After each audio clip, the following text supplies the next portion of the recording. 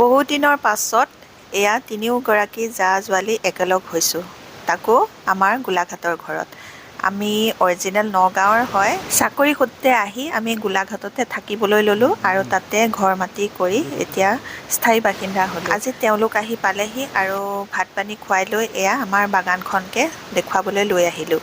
আৰু বাগান চাই ফটো উঠিলোঁ, অকণমান এয়া ভিডিঅ' কৰিছোঁ।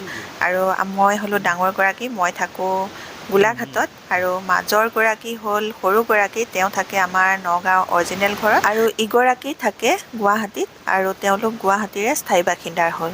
আমি তিনিওগৰাকী বহুত দিনৰ মূৰত মোৰ এয়া গোলাঘাটৰ ঘৰতে লগ হৈছোঁ। বৰ ভাল লাগিলে, তেওঁলোকক অকণমান ফুৰাবলৈ আনিলোঁ আৰু আমাৰ বাগানখনো দেখুৱালোঁ।